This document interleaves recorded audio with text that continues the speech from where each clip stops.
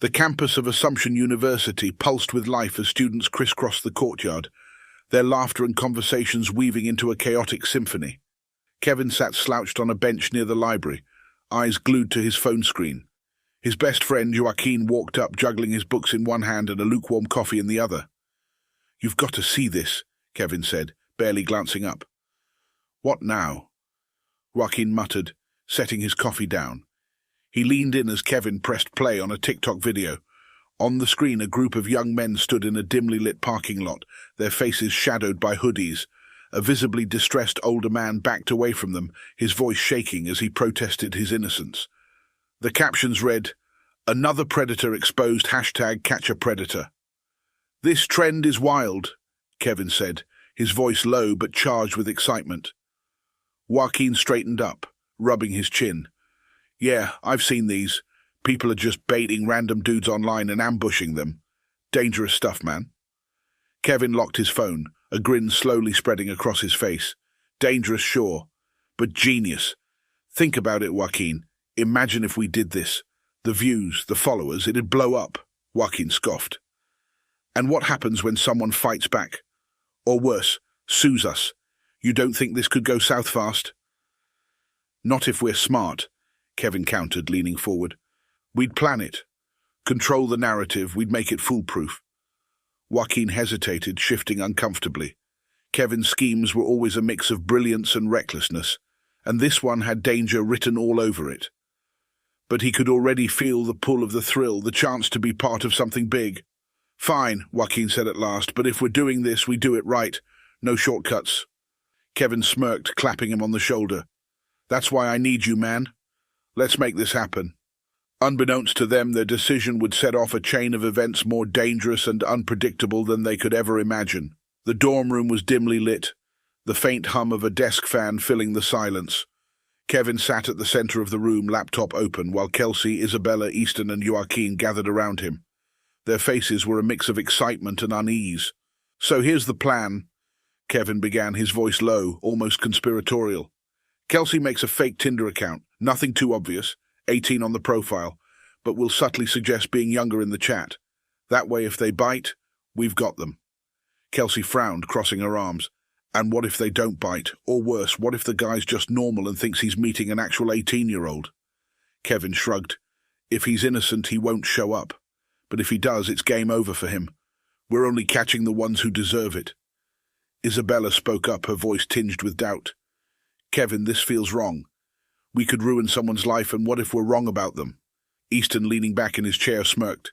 "Isabella, relax. We're doing a public service. These guys deserve whatever's coming to them." Joaquin sat quietly, watching the group. His stomach churned, a nagging sense of dread settling in. "Kevin's right about one thing," he said finally. "If we're doing this, we have to be meticulous. One wrong move, and we're the ones who'll pay for it." "Exactly," Kevin said, flashing a grin. "And that's why we're recording everything. No one can accuse us of lying if we've got the evidence."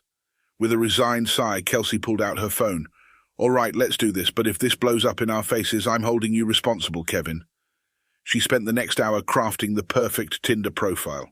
Emily, a bubbly 23-year-old with long blonde hair and a love for hiking and indie music, came to life on the screen. The group watched intently as messages began pouring in. Most were harmless, but one stood out. "Hey," the message read. "You're gorgeous. What's a girl like you doing on here?" "Bingo," Kevin whispered, a triumphant glint in his eye. Kelsey took a deep breath and began typing. Kelsey, "Hey, just looking to meet new people. What about you?" The typing indicator flickered on and off, building the tension in the room. Victim, "Same here. You seem cool. How old are you?" Kelsey hesitated, her fingers hovering over the keyboard. She glanced at Kevin, who nodded encouragingly. Kelsey, "I'm 23, but I might be a little younger than that. Is that okay?" The typing indicator appeared again, pausing for what felt like an eternity. Victim, "How much younger?" Kelsey, "I'm really 19, is that okay?" The group held their breath as the typing indicator reappeared. Victim, "That's fine with me. You seem mature for your age." Kevin punched the air. "We've got him." Kelsey continued the conversation, carefully steering it toward arranging a meeting. The man agreed to meet in the basement of the student commons later that evening. "This is it," Kevin said, his voice electric with excitement. "Everyone get ready. Tonight we make history. But as the group disbanded to prepare, a quiet unease lingered in the air. For some, the thrill of the plan was beginning to wane, replaced by a gnawing sense of foreboding. The hours leading up to the meeting were excruciating. But as the group disbanded to prepare, a quiet unease lingered in the air. For some, the thrill of the plan was beginning to wane, replaced by a gnawing sense of foreboding. The hours leading up to the meeting were excruciatingly slow. The group reconvened in Kevin's dorm room, the air thick with nervous energy. Kelsey's phone buzzed on the table and everyone leaned in as the latest message appeared. Victim, are we still on for tonight? Kelsey, definitely. Meet me in the basement of the student commons at 8. I'll be there waiting. Kevin clapped his hands together. Perfect. He's locked in. Joaquin, pacing near the door, stopped and turned to the group. This is it, guys. If we're doing this, we stick to the plan, no surprises. Kelsey glanced at Isabella, who sat silently in the corner. You okay with this, Bella? Isabella hesitated, her voice barely above a whisper. I don't know, it just feels off. What if he's not who we think he is? Or what if we're wrong about him? Kevin groaned, throwing his head back. Not this again. Bella, we've gone over this. If he shows up, he's guilty. No one innocent agrees to meet a teenage girl in a basement. Easton smirked, leaning against the wall. Yeah, don't go soft on us now, Bella. We're too deep to back out. Isabella sighed, biting her lip. Fine. Let's just get this over with. By 7:30, the group was in position. Kelsey sat alone on a couch in the basement lounge, her phone clutched tightly in her hand. The others hid nearby, their phones ready to record. The fluorescent lights buzzed faintly, casting an eerie glow over the room. At exactly 8 o'clock, the sound of footsteps echoed down the stairs. Kelsey's heart pounded as the man appeared at the bottom of the staircase. He paused, scanning the room nervously. Emily, he called out, his voice uncertain. Kelsey stood, forcing a smile. Hi. Glad you could make it. The man smiled back, visibly relieved. You look even prettier than Lo. Before Kelsey could respond, Kevin and Easton burst from their hiding spot, phones held high. Got you, Kevin shouted, his voice echoing through the room. What kind of grown man meets up with a teenage girl, huh? The man froze, his face draining of color. What is this? Who are you? Joaquin and Isabella stepped out of the shadows, forming a loose circle around him. You think it's okay to prey on underage girls? Joaquin demanded, his voice trembling with a mix of anger and adrenaline. No, the man stammered, backing away. She said she was 19. I didn't know. She told you she was 17, Kevin interrupted, stepping closer. And you still showed up. What does that make you? The man held up his hands, his voice rising in panic. This is a misunderstanding. I swear I didn't mean... Save it, Easton sneered. We've got everything on tape. You're done. Suddenly, the man turned and bolted for the stairs. Stop him, Kevin shouted, but the man was faster. He scrambled up the steps 2 at a time, the sound of his shoes echoing in the stairwell. The group gave chase, their laughter and shouts reverberating through the halls. As they burst out into the night, the man disappeared into the shadows, leaving them breathless and exhilarated. Did you see his face? Easton gasped, doubling over with laughter. He was terrified, Kevin said, grinning. This is going to blow up online. Kelsey, however, stood apart from the group, her arms crossed tightly over her chest. We didn't get him, she muttered. Doesn't matter, Kevin said, waving her off. We scared him off. That's what counts. But as the group returned to the dorm, the weight of what they had done began to settle over them. The video went live the next morning. Kevin edited it to perfection, adding dramatic music and captions that painted the man as a predator. Within hours, it had thousands of views and hundreds of comments. Heroes, one comment read. About time someone took a stand, said another. But not all the responses were positive. This is reckless, one person wrote. You can't just accuse someone without proof. That man could sue you for defamation, another warned. By the end of the day, the video had been taken down, and the group's excitement had turned to dread. The knock on Kevin's door came late that night. 2 campus police officers stood in the hallway, their expressions grim. Kevin Turner? One of them asked. Yeah, Kevin said, his voice cracking. We need you and your friends to come with us, the officer said. You're being investigated for assault and defamation. The sterile walls of the campus police station seemed to close in around them. The group sat at a long table, their faces pale and drawn. Do you understand the seriousness of your actions? One officer asked, his voice cold. "We were exposing a predator," Kevin said, his bravado faltering. "We were trying to protect people." The officer slammed a stack of papers onto the table. "The man you ambushed is a decorated military officer. He has no criminal record and your actions have caused him significant harm. Do you realize the legal implications of what you've done?" Kelsey buried her face in her hands. "We didn't mean to hurt anyone," she whispered. "But you did," the officer replied. "And now you're going to face the consequences." The courtroom was silent as the judge read the verdict. "You are found guilty of kidnapping, conspiracy, and assault," the judge said, his voice steady. "Each of you is sentenced to 5 years in prison." Gasps filled the room. The students sat frozen, their world collapsing around them. "Furthermore," the judge continued, "the defamation lawsuit filed by the victim awards him $20 million in damages to be paid by the defendants." Kevin's jaw dropped. "Your Honor, we didn't mean—" "Intent does not absolve you," the judge said firmly. "You chose to play judge, jury, and executioner, and now you must pay the price." As the gavel struck, the weight of their actions came crashing down, sealing their fate. The clang of the prison gates was a sound Kevin would never forget.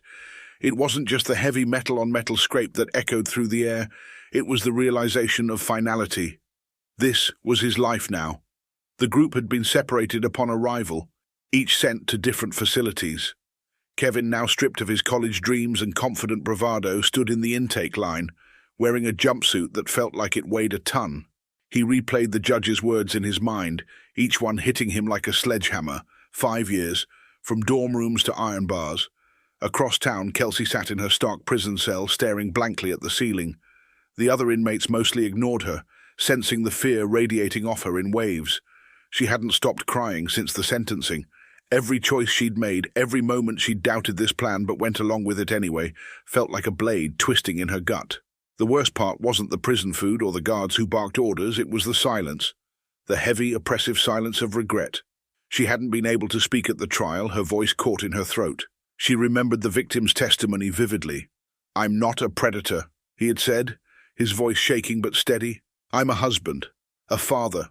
These students didn't just humiliate me, they endangered my family, my reputation, and my mental health. I'll never recover from this." Those words played in Kelsey's mind over and over like a broken record. Prison life was an entirely new world. Kevin quickly learned that his charisma and charm didn't matter here. Respect was earned through survival, not words. He kept his head down, avoiding confrontations, but the whispers followed him. "That's one of those predator hunters," someone sneered during lunch. "Bet he thought he was a hero." Joaquin, housed in a nearby facility, had written Kevin a letter. It arrived months into Kevin's sentence, the handwriting shaky but familiar. "Kev, I think about that night every day. About how we were so stupid, so arrogant. I don't know if I'll ever forgive myself. I hope you're holding up okay. Maybe one day when this is all over we can talk face to face again. Until then, take care." Kevin crumpled the letter in his hand, tossing it aside. He didn't want to think about the past, not that it ever truly left him. Kelsey, meanwhile, had withdrawn completely. She barely spoke to her cellmate, who seemed content to leave her alone. The hours dragged on, each one heavier than the last. Every now and then she thought about reaching out to her parents, but the shame was too much. 2 years into their sentences, an unexpected visitor arrived at Kelsey's prison. It was Mark Collings. She froze when she saw him, her heart pounding in her chest. He looked different from the courtroom, older, wearier, but still composed. "Why are you here?" she asked, her voice trembling. Mark sat across from her, folding his hands on the table. "Closure," he said simply. Kelsey stared at him, unsure of what to say. "I wanted to look you in the eye," Mark continued, "and tell you what you did to me. I lost my job, my wife almost left me, my kids." He paused, his jaw tightening. "My kids will never look at me the same way again. All because of you." Tears streamed down Kelsey's face. "I'm so sorry," she whispered. We thought we were doing something good. We didn't mean to hurt you." Mark's expression didn't soften. "Intent doesn't erase impact. But I wanted you to hear it from me, to live with it, the way I've had to live with what you did." He stood to leave, but before he walked away, he added, "I hope you learned something from this." "I really do." Kelsey watched him go, her chest heaving with sobs. Mark Collings, the victim of their actions, eventually rebuilt his life. Though he never forgot the pain they caused, he took solace in seeing them take accountability and work to make amends. They were just kids who didn't understand the power they wielded, he said in an interview years later. I hope their story serves as a warning to others. Justice isn't a game, and every action has consequences. For the 5 former students, they couldn't erase the harm they had done, but they could ensure their story served as a powerful reminder. Justice is not about revenge, it's about truth. And truth, if ignored, will always find a way to come to light. Mark Collings had won the lawsuit and cleared his name, but the scars left by the ordeal were permanent. Every so often he would come across a YouTube video or article about the case, and the memories would come rushing back. In the end, their story became a cautionary tale, a reminder of the consequences of reckless actions and the irreversible damage they could cause. Some mistakes, they learned too late, leave marks that never fade.